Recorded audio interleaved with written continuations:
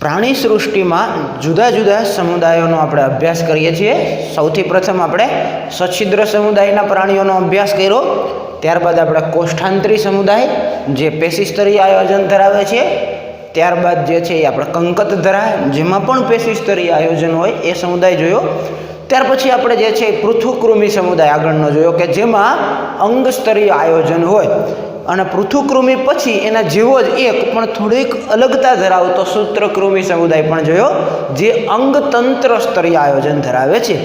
તો હવે સૂત્રકૃમિથી લઈ અને મેરુદંડી સુધીના બધા જ પ્રાણીઓમાં અંગતંત્ર સ્તરીય આયોજન છે, એટલે કે ત્યાર પછીના વિકસિત જે સજીવો છે એ બધા જ અંગતંત્રો ધરાવે છે।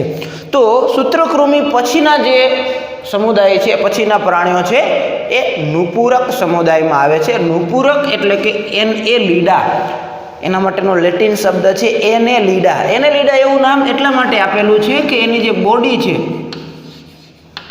એ એના ઉપર એનેલી એટલે કે રિંગ આકારના જે છે એ વર્તુળો આવેલા હોય અને સરખા પ્રમાણમાં ખંડતા ધરાવતું જોવા મળે છે, એટલે એની એક ખાસ વિશેષતા છે સમખંડીય ખંડતા ધરાવતા પ્રાણીઓ છે।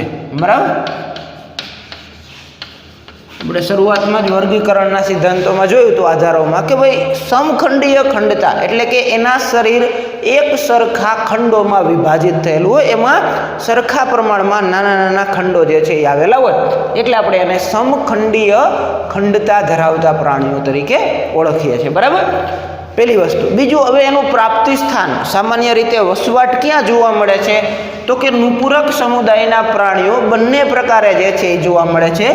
મુક્તજીવી પણ જોવા મળે છે અને પરોપજીવી પણ જોવા મળે છે। બરાબર, કેટલાક પ્રાણીઓ મુક્તજીવી હોય તો કેટલાક પ્રાણીઓ અન્ય પ્રાણીના શરીર ઉપર પરોપજીવન ગુજારતા હોય।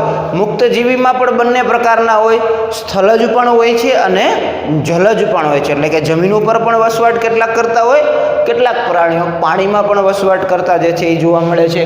પરોપજીવીમાં બાહ્ય પરોપજીવી પણ હોઈ શકે, અંતઃ પરોપજીવી પણ હોઈ શકે, પણ મોટા ભાગે બાહ્ય પરોપજીવીઓ જોવા મળે છે। બરાબર, તો આ એનું જે છે એ પ્રાપ્તિ સ્થાન અથવા તો વસવાટ જે છે એ આપણે જોયું। બરાબર, હવે આપણે એના વર્ગીકરણીય સિદ્ધાંતો જે છે એ જોઈ લઈએ।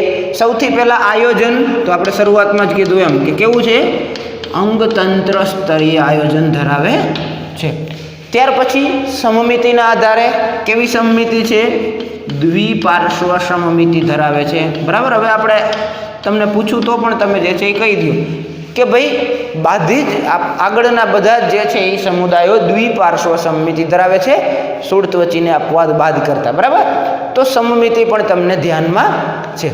ત્યાર પછી ગર્ભસ્તરના આધારે ત્રિગર્ભસ્તરીય, એ પણ તમને બધાને ખબર છે। બરાબર, અને ત્યાર પછી દેહકોષ્ઠના આધારે નુપૂરક સમુદાયના પ્રાણીઓ કેવા છે, દેહકોષ્ઠી પ્રાણીઓ છે, એટલે કે નુપૂરકથી લઈ અને હવે બધા જ દેહકોષ્ઠી પ્રાણીઓ છે। યાદ રાખવા માટે આપણે પૃથુકૃમિથી શરૂઆત કરશું। પૃથુકૃમિ એ અદેહકોષ્ઠી છે, સૂત્રકૃમિ એ કૂટ દેહકોષ્ઠી છે, અને નુપૂરકથી બધા જ પ્રાણીઓ મેરુદંડી સુધીના બધા જ કેવા છે, દેહકોષ્ઠી છે। તમને પ્રશ્ન થાય કે આગળના પ્રાણીઓમાં કેમ અદેહકોષ્ઠી ન કીધું, દાખલા તરીકે સછિદ્ર છે, કોષ્ઠાંતરી છે, કંકતધરા, કારણ કે એમાં ખાસ કરીને સછિદ્ર સમુદાયમાં તો પેશીસ્તરીય આયોજન જ નથી, એટલે ગર્ભસ્તર હોવાની સંભાવના નહીં, ગર્ભસ્તર ન હોય તો દેહકોષ્ઠ ન હોય। કોષ્ઠાંતરી અને કંકતધરા સમુદાય છે એ દ્વિગર્ભસ્તરીય છે, એટલે કે મધ્ય ગર્ભસ્તર જ નથી। જો મધ્ય ગર્ભસ્તર ન હોય તો દેહકોષ્ઠ પણ ન હોય, એટલે એમાં આપણે અદેહકોષ્ઠી એને કહેતા નથી। બરાબર, એ ખાસ ધ્યાન રાખજો। પૃથુકૃમિથી અદેહકોષ્ઠીની શરૂઆત થાય। પૃથુકૃમિ પ્રાણીઓ અદેહકોષ્ઠી, સૂત્રકૃમિ છે એ કૂટ દેહકોષ્ઠી છે, અને ત્યાર પછી નુપૂરકથી છેક સુધીના મેરુદંડી સુધીના બધા જ પ્રાણીઓ કેવા છે, દેહકોષ્ઠી પ્રાણીઓ જોવા મળે છે। બરાબર, તો આ એના જે છે એ સામાન્ય વર્ગીકરણના જે છે એ આપણે આધારો જોયા। હવે આપણે એની જે છે એ રચના જે છે એ જોઈએ। તો સૌથી શરૂઆત કરીએ હલનચલનની। બરાબર, તો નુપૂરક સમુદાયના પ્રાણીઓ એક જગ્યાએથી બીજી જગ્યાએ હલનચલન કરવા માટે એની શરીર દિવાલમાં આવેલા વર્તુળી અને આયામ સ્નાયુઓનો જે છે ઉપયોગ કરે છે। બરાબર, એના શરીર દિવાલમાં બે પ્રકારના જે છે એ સ્નાયુઓ આવેલા હોય, વર્તુળી એટલે કે ગોળાકાર અને આયામ એટલે કે લંબાયેલા. આ બંને સ્નાયુઓના સંકોચન અને વિસ્ફારણ દ્વારા એ એક જગ્યાએથી બીજી જગ્યાએ હલનચલન કરી શકે છે. તમે અળસિયાને જે છે એ ચાલતું જોયો છે, અળસિયાનું પૂરક સમુદાયનું પ્રાણી છે, બરાબર. એની શરીર દિવાલમાં સ્નાયુઓના સંકોચન અને વિસ્ફારણ દ્વારા એ હલનચલન કરતું જે છે એ જોવા મળે છે. એટલે કે આયામ અને વર્તુળી સ્નાયુઓ પ્રચલનમાં મદદરૂપ થાય છે, બરાબર, મદદ કરે છે. એટલે એક જગ્યાએથી બીજી જગ્યાએ જવું હોય તો મુખ્યત્વે આયામ અને વર્તુળી સ્નાયુઓ જે છે એનો ઉપયોગ કરે છે. કેટલીક વખત વજ્રકેશ પણ જે છે એ જોવા મળે છે, બરાબર, પ્રચલન માટે. દાખલા તરીકે અળસિયાની અંદર જે છે એ નીચેની બાજુએ વજ્રકેશ આવેલા હોય છે, હલનચલનમાં મદદરૂપ થાય છે. કેટલીક વખત અભિચરણ પાદ પણ જોવા મળે છે, બરાબર. આ અળસિયામાં જે છે એ જોવા મળે છે. અને આ જે છે એ નેરિસ અથવા તો રેતી કીડામાં જે છે એ જોવા મળે છે, બરાબર.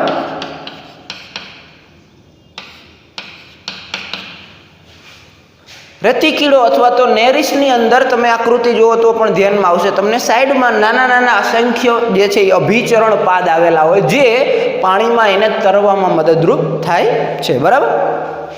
તો એને હલનચલન અથવા તો પ્રચલન મદદરૂપ થવા માટે કાચો આયામ અને વર્તુળી સ્નાયુઓ આવેલા હોય, અથવા તો અળસિયા જેવા પ્રાણીઓમાં વજ્રકેશો પણ આવેલા હોય, અથવા તો નેરિસ કે રેતી કીડા જેવા પ્રાણીઓમાં અભિચરણ પાદ પણ આવેલા હોય. આ પ્રચલનથી આપણે શરૂઆત કરી. ત્યાર પછી આપણે આવીએ રુધિરાભિસરણ તંત્રમાં. આપણે એની શરીર રચના જોઈ એટલે મુખ્ય તંત્રો વિશે જે છે એ આપણે લઈ લેવાનું, બરાબર. વાત કરીએ રુધિરાભિસરણ તંત્ર અથવા તો પરિવહન તંત્ર. તો નુપુરક સમુદાયમાં કેવું પરિવહન તંત્ર છે? તો કે બંધ પ્રકારનું રુધિરાભિસરણ તંત્ર છે, બરાબર. બંધ રુધિરાભિસરણ તંત્ર ધરાવે છે, બરાબર. બંધ એટલે શું? તો આપણે શરૂઆતમાં જ કીધું હતું કે રુધિરાભિસરણ તંત્ર અથવા તો પરિવહન તંત્ર બે પ્રકારનું હોય. જો હૃદયમાંથી સીધું શરીરના ખુલ્લા અવકાશોમાં રુધિર જે છે એ વહન પામતું હોય તો એને કહેવાય ખુલ્લું પરિવહન તંત્ર. પરંતુ જો હૃદયમાંથી નાની નાની નલિકાઓ એટલે કે ધમનીઓ અને શિરાઓ દ્વારા રુધિર જે છે એ કેશિકાઓમાં વિભાજિત થતું જે છે એ શરીરના અંગો સુધી પહોંચે તો એને શું કહેવાય? બંધ પ્રકારનું પરિવહન તંત્ર કહેવામાં આવે છે, જે નુપુરક સમુદાયમાં બંધ પ્રકારનું પરિવહન તંત્ર જે છે એ જોવા મળે છે, બરાબર. ત્યાર પછી ઉત્સર્જનની વાત કરીએ. ઉત્સર્જન એટલે કે નકામા કચરાનો નિકાલ, બરાબર. તો નુપુરક સમુદાયના પ્રાણીઓમાં ઉત્સર્ગિકા નામની એક રચના આવેલી છે જેને નેફ્રિડિયા કહેવામાં આવે છે. એ નેફ્રિડિયાની મદદથી જે છે એ ઉત્સર્જન જે છે, ઉત્સર્ગિકા જે છે એ ઉત્સર્જનમાં મદદરૂપ થાય છે. ઉત્સર્જન એટલે કે નકામા કચરાનો નિકાલ. જો તમને ફરીથી હું આગળનું યાદ કરાવું, રિવાઇઝ કરીએ એટલે આપણે જે કમ્પેરેટિવ કરતા જઈએ. પૃથુકૃમિમાં વધારાના કચરાનો નિકાલ ઉત્સર્જન કોના દ્વારા થાય છે? તો તરત તમે કહેશો કે જ્યોત કોષો દ્વારા થાય છે. સૂત્રકૃમિમાં વધારાના કચરાનો નિકાલ એટલે કે ઉત્સર્જન કોના દ્વારા થાય છે? તો તરત કહેશો તમે ઉત્સર્ગ નલિકાઓ દ્વારા થાય છે. જ્યારે નુપુરક સમુદાયમાં શું જોવા મળે છે? ઉત્સર્ગિકા જોવા મળે છે, બરાબર. પૃથુકૃમિમાં જ્યોતકોષો, સૂત્રકૃમિમાં શું જોવા મળે છે? ઉત્સર્ગ નલિકા, અને નુપુરક સમુદાયમાં ઉત્સર્ગિકા, બરાબર. જો શબ્દો થોડોક ફેર છે પણ યાદ રાખજો એ બધી અલગ રચનાઓ છે, બરાબર. તમને કમ્પેરેટિવલી નીટમાં જે છે આવા પ્રશ્નો વધારે પૂછાતા હોય કે ભાઈ ઉત્સર્ગિકા કયા પ્રાણીઓમાં જોવા મળતું ઉત્સર્જ અવયવ છે, ઉત્સર્જન અવયવ છે, અથવા તો એવું પૂછે કે જ્યોત કોષો કયા પ્રાણીઓ ધરાવે છે. ઓપ્શનમાં તમને બધા આપેલા હોય, અળસિયું છે, રેતી કીડો છે, પછી પટ્ટી કૃમિ છે, બરાબર, અથવા તો જે છે એ ગોળ કૃમિ છે. તો તરત તમને ખબર પડે કે જ્યોત કોષો જે છે એ પટ્ટી કૃમિમાં જોવા મળે છે, અથવા તો યકૃત કૃમિ આપેલું હોય તો યકૃત કૃમિમાં જોવા મળે છે. કરમિયામાં જે છે એ નથી જોવા મળતું, કરમિયામાં ઉત્સર્ગ નલિકા છે. તો આ રીતે તમારે કમ્પેરેટિવ યાદ કરતું જવાનું છે, બરાબર. ઉત્સર્જન તંત્ર જે છે એ ઉત્સર્ગિકાઓ દ્વારા થાય છે. ચેતાતંત્રની વાત કરીએ તો એક જોડ ચેતાકંદો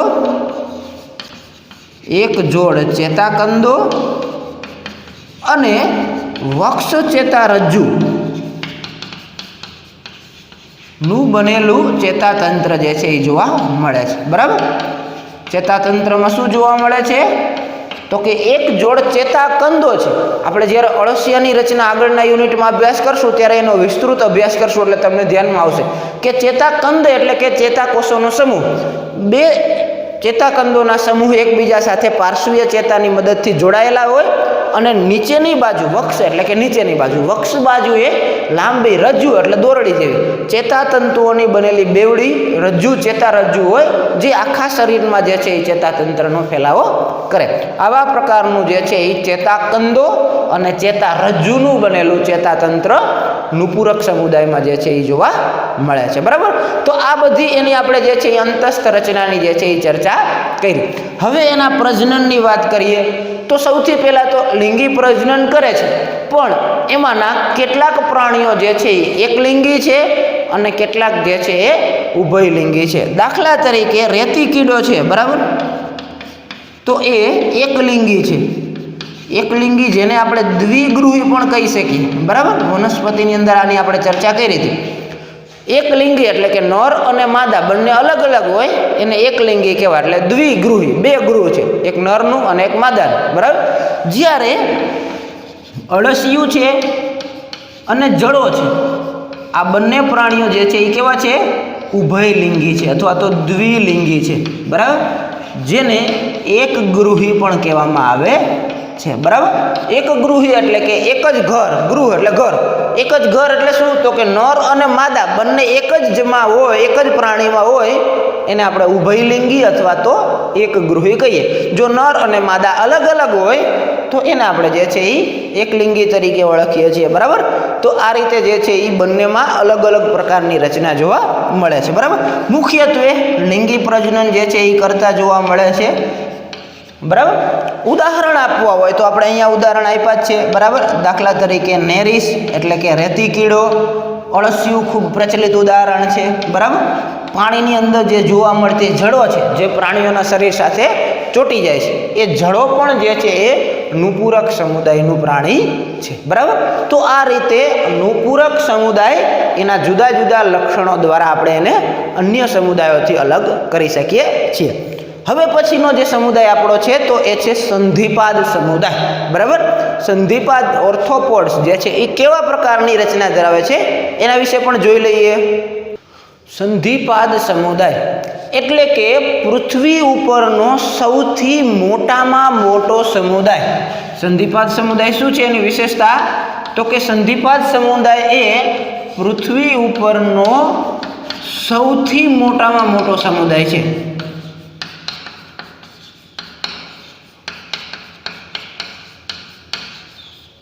એટલે કે અત્યારે જે પૃથ્વી ઉપર જે જુદી જુદી જાતિઓ શોધાય છે, આપણે પહેલા પાઠમાં અભ્યાસ કરતા હતા કે ભાઈ પૃથ્વી ઉપર 17 થી 18 લાખ જેટલી જાતિઓ જે છે એ અત્યાર સુધી શોધાય છે. આ બધી જાતિઓમાંથી જો સૌથી વધુ પ્રમાણમાં કોઈ જાતિઓ જોવા મળતી હોય, કોઈ સજીવની, કોઈ સમુદાયની જાતિઓ જોવા મળતી હોય તો એ સંધિપાદ સમુદાયની જાતિઓ છે. એટલે કે મોટા ભાગની 60%, 60-66% જેવી જાતિઓ જોઈએ તો એ કોની છે?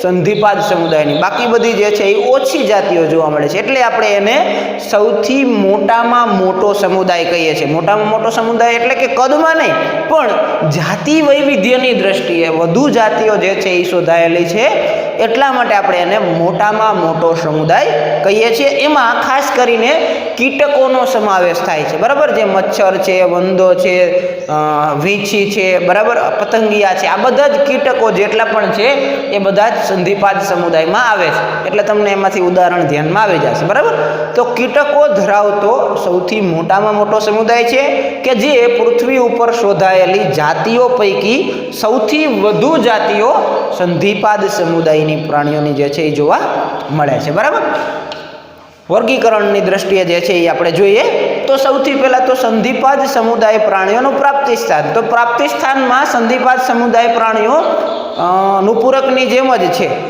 જલજ પણ છે અને સ્થલજ પણ છે. કેટલાક પ્રાણીઓ જે છે એ પાણીમાં વસવાટ કરતા હોય છે તો કેટલાક પ્રાણીઓ જે છે એ જમીન ઉપર પણ વસવાટ કરતા જોવા મળે છે. બરાબર, સ્થલજ અથવા તો જલજ જે છે એ જોવા મળે છે. બરાબર, હવે વર્ગીકરણની દ્રષ્ટિએ સૌથી પહેલું તો આપણને હવે કેટલીક બાબતો તો કોમન છે.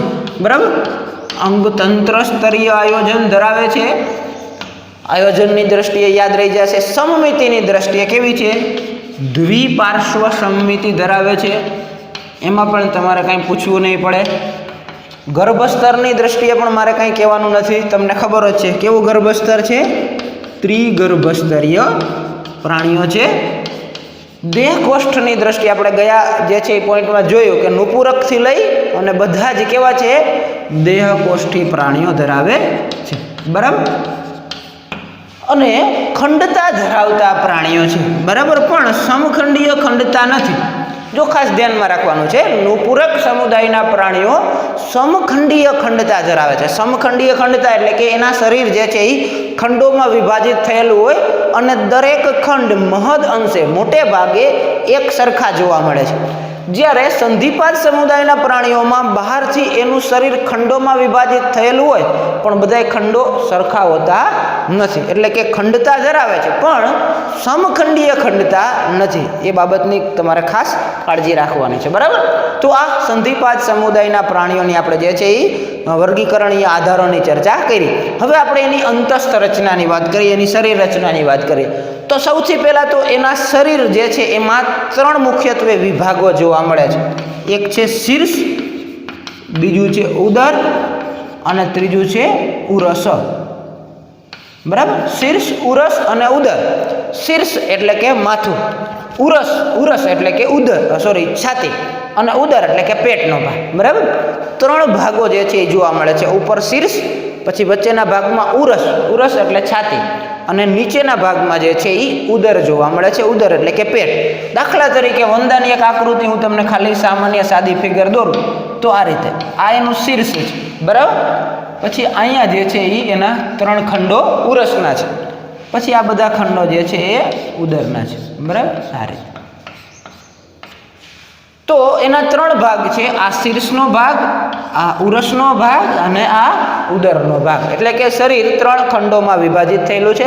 3 મુખ્ય ભાગોનું બનેલું છે, શીર્ષ, ઉરસ અને ઉદર. બરાબર. ઉદર જે છે એ નીચેનો ભાગ છે. બેઝિક બાહ્ય દેખાવ જે છે એ જોયું. બીજું કે એની નામ આવું શું કામ પડ્યું સંધિપાદ? તો કે એના જે ઉપાંગો જે છે એ કેવા છે? સાંધાવાળા ઉપાંગો છે.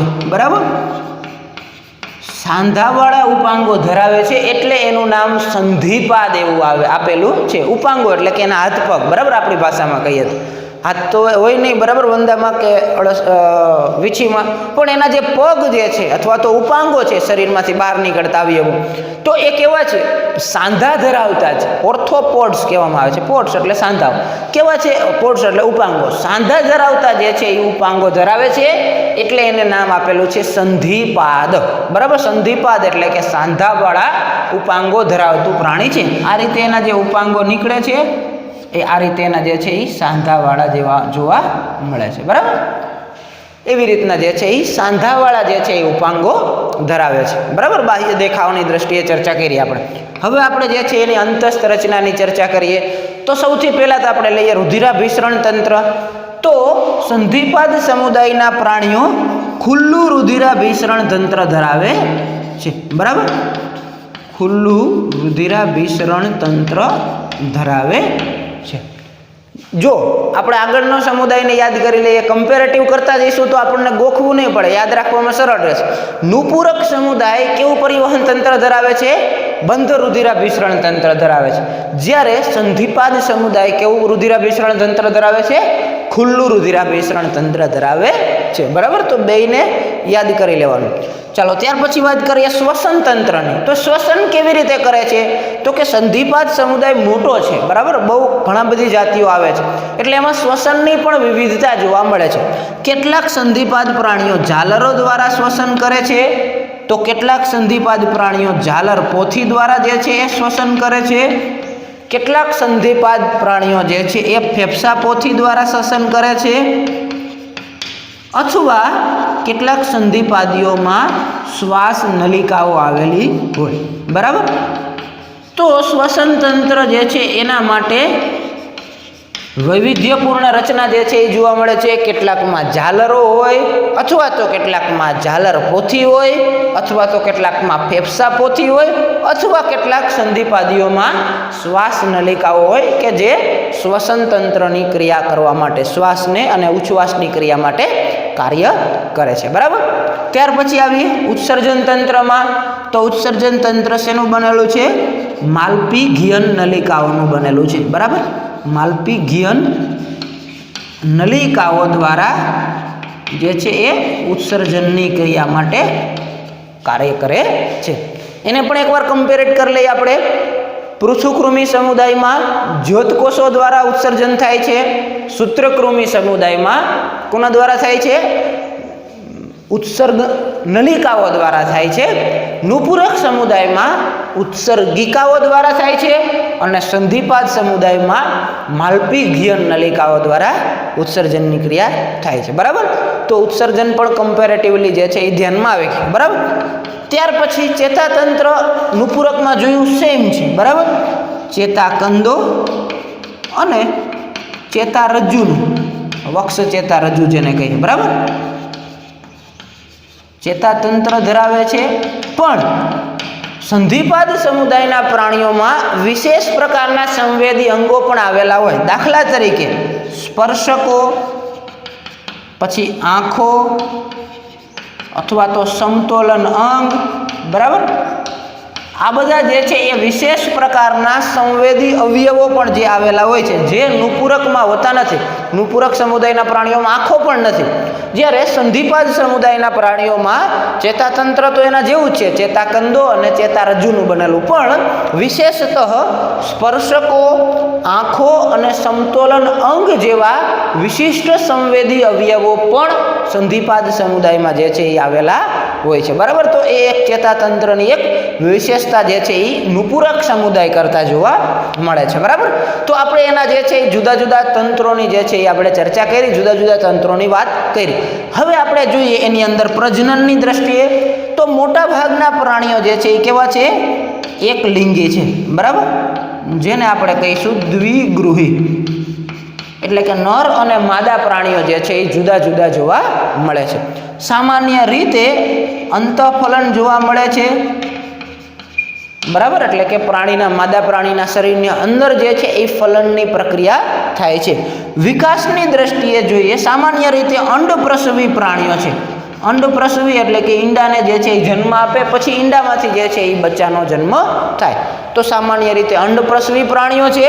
કેટલાક પ્રાણીઓ જે છે એમાં સીધો વિકાસ જોવા મળે છે, કેટલાક પ્રાણીઓમાં પરોક્ષ વિકાસ જોવા મળે છે. બરાબર. એટલે બંને પ્રકારનું જોવા મળે છે. સંધિપાદ સમુદાયમાં કેટલાક સીધો વિકાસ, સીધા બચ્ચાનો જન્મ થાય છે, જ્યારે કેટલાક પ્રાણીઓમાં જે છે એ પહેલાં ડિંભાવસ્થા આવે, પછી જે છે એ બચ્ચાનો જન્મ થાય, એટલે કે પરોક્ષ વિકાસ પણ જોવા મળે છે. બરાબર. તો પ્રજનનની દ્રષ્ટિએ લિંગી પ્રજનન કરે છે અને બધા જ પ્રાણીઓ કેવા છે? એક લિંગી છે. એક લિંગી એટલે કે દ્વિગૃહી, નર અને માદા અલગ અલગ પ્રાણીમાં હોય.